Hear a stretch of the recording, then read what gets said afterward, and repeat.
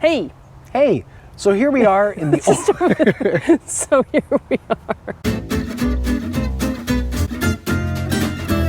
Hi, welcome to Taphotopia, where we visit cemeteries, meet fascinating previously living people, and share great stories one grave at a time. Don't forget to hit the like and subscribe button if you enjoy these videos. Today, we are presenting part 2 and the conclusion of our special 2-part episode featuring John Brewster Jr. If you haven't seen part 1, we invite you to pause this and go watch part 1. The link is up here.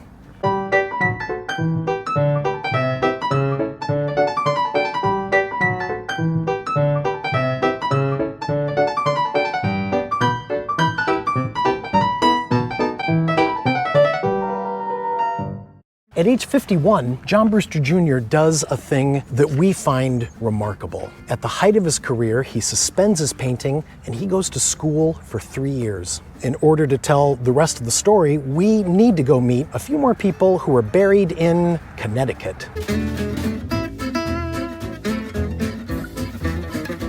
Here we are in West Hartford, Connecticut at the American School for the Deaf. It is the oldest school for the deaf in the United States, and it is here that John Brewster Jr. was a student for 3 years. Of course, this is the modern building, not the original school. The school opened in 1817, but it wasn't called the American School for the Deaf. The original name was the Connecticut Asylum for the Education and Instruction of Deaf and Dumb Persons. But how did John Brewster come to the school? Or, more importantly, how did the school come to be? If you remember from part 1, the Brewster family lived in Western Connecticut, and they were friends with the Reverend James Cogswell. And James Cogswell was the person who introduced John Brewster Jr. to his first painting instructor. James Cogswell had a number of children, and one was a son named Mason Cogswell. Let's go meet Mason Cogswell. Oh, here we are, we're approaching it. Old North Cemetery in Hartford. Oh, it's right next door to the Spring Grove Cemetery. It's a big cemetery. Hartford's principal municipal burying ground since 1807. So here we are in the Old North Cemetery in Hartford, Connecticut. We are going to visit Mason Cogswell. Mason Cogswell lived here in Hartford, Connecticut. He became a prominent physician, and he had 5 children, one of whom was named Alice. Alice, when she was 2 years old, after she had begun to speak, suffered from spotted fever, they called it, which was most likely cerebral spinal meningitis. That illness took Alice's hearing, and it also later took her speech. And Alice and Mason are right up here. So here, Mason Cogswell and his daughter are buried together. United in death, here rest the remains of Mason F. Cogswell, MD, who died December 17, 1830, age 69, and of Alice Cogswell, who died December 30th, 1830, age 25. The father, distinguished for his private virtues, his public spirit, and his professional worth. The daughter, although deprived of hearing and speech, for her intellectual attainment and loveliness of character. The American Asylum for the Deaf and Dumb, which under Providence owes its origin to the father's tenderness towards his child and his sympathy for her fellow sufferers, will stand an enduring monument to their memory when this shall have perished. James Cogswell is here. Oh, he is? Yeah. The Reverend James Cogswell, in memory of. It's really hard to make out, but it's Reverend James Cogswell. So we have the grandfather, his son Mason, and Alice here. When Alice was 9, she had a serendipitous and remarkable encounter with a member of the neighboring family. The neighbors were named the Gallaudets, and of their children, they had one son who had just returned from seminary. So, let's go meet Alice's neighbor, Thomas Gallaudet. Which cemetery is he in? Thomas Gallaudet is buried in the Cedar Hill Cemetery, which is also here in Hartford. But it's not this cemetery. Very convenient. Hi, so here we are at the Cedar Hill Cemetery in Hartford, Connecticut to visit Thomas Gallaudet. Let's go. Do it.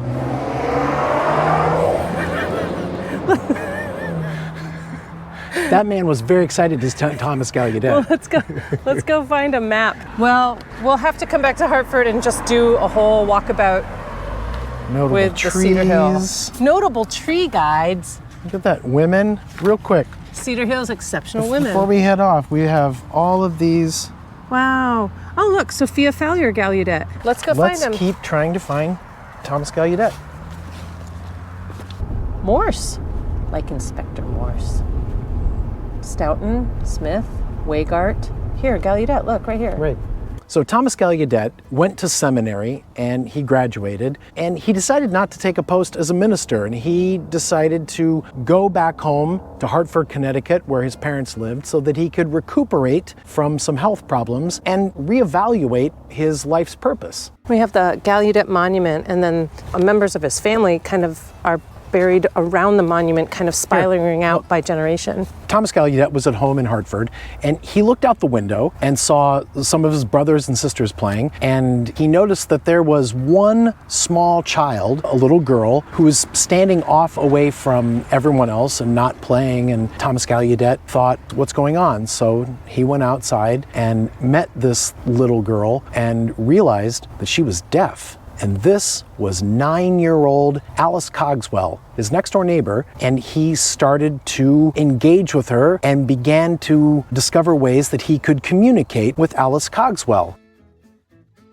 And this is the point in the story where Alice Cogswell's father, Mason Cogswell, was so inspired by the relationship that Thomas Gallaudet was forming with his daughter that he said, will you go to England and learn this method of educating deaf individuals from the Braidwood family? So they raised some money to send Thomas Gallaudet to England. Mason Cogswell wasn't the only person. There were several people in the community of Hartford that wanted to help deaf children and deaf people learn. So Thomas Gallaudet went to England to meet the Braidwood family. And the Braidwood family had this very successful but proprietary method of teaching children and people that were deaf. And it was largely through speech. Lip reading and oral communication. Yeah, lip reading and speech. And the Braidwood family were not very interested in sharing what they had developed with Thomas Gallaudet or really anyone. And the deal was, they said, well, if we're going to teach you, you need to pay us large sums of money for the privilege of learning this. And then any children that you teach, we also get a percentage of the class that is learning, and you can't share anything that we show you if you're not going to pay the money.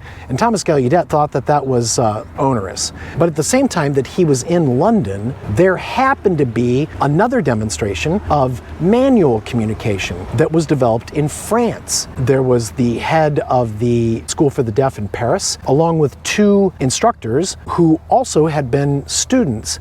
Thomas Gallaudet saw the demonstration, was really inspired by this manual form of communication for the deaf, and was invited to go to Paris to learn what the French were working on. And while he was there, Thomas Gallaudet realized that one of the teachers, Laurent Clerc, would be perfect if that person could come to the United States to help the people here in Hartford and Connecticut found and begin a school for the deaf in the United States. So Thomas Gallaudet made an agreement with Sicard, who is the head of the School for the Deaf in Paris, and Laurent Clerc, who was a talented, brilliant teacher and also had been a student of the School for the Deaf from Paris, came on a boat trip to the United States. There wasn't enough time for Gallaudet to learn everything in France because, quite honestly, his funding was diminishing and he had to get back to the United States. So on the way back, the 55-day voyage, Laurent Clerc and Thomas Gallaudet kind of had language lessons where Clerc continued to teach Gallaudet certain signs. The new School for the Deaf opened in 1817 with a very small first class. There was Alice Cogswell, who was 12 years old. There were 5 other students who were roughly in their teenage years. And there was John Brewster Jr., age 51, a grown man with a very successful art career, and Thomas Gallaudet was the principal.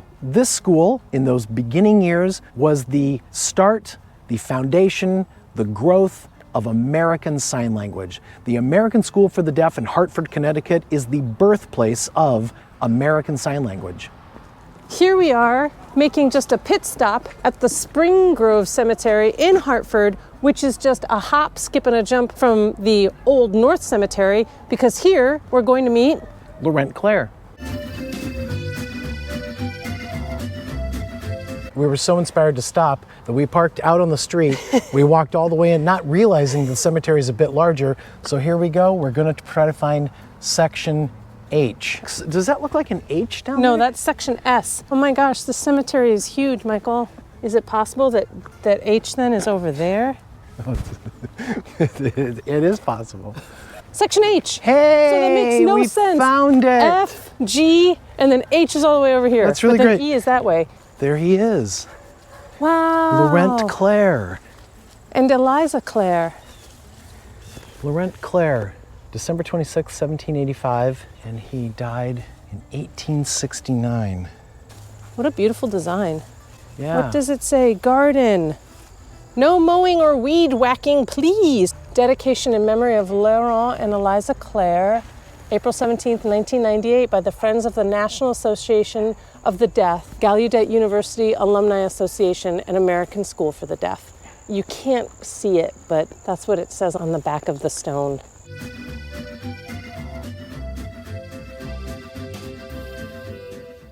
One thing that we like to imagine here at Taphotopia is that John Brewster Jr. had to have made some contribution to the school and his class by virtue of the fact that he was an older adult. He was 51 years old. He was a successful artist, and he stayed at the school for 3 years. We like to imagine that John Brewster Jr. had to have informed, if not inspired, the teachings of Laurent Clerc and Thomas Gallaudet. Especially as they were just formulating this whole American Sign Language system. We also like to imagine that due to the number of paintings from episode 1, if you remember, of young people, the whimsical nature of them, that he clearly had the ability to hold space for young people and that he was very generous with young people. And we like to imagine that that also had to have a contributing factor to that first class of students here. The Gallaudet family later went on to help establish Gallaudet University in Washington, D.C., the only liberal arts college in the world exclusively devoted to deaf students. John Brewster Jr., after 3 years at school, returned to Buxton, Maine, which is what we are going to do now. Welcome back to Maine. Let's keep heading over to John Brewster Jr.'s grave. Sarah and I haven't yet unearthed any evidence of what John Brewster Jr. thought of his time at school. We don't know if he maintained correspondence with his fellow pupils or his instructors, but the thing that we do know is that he completed 3 years of school, and then he came back to Maine and spent time with his brother and his family.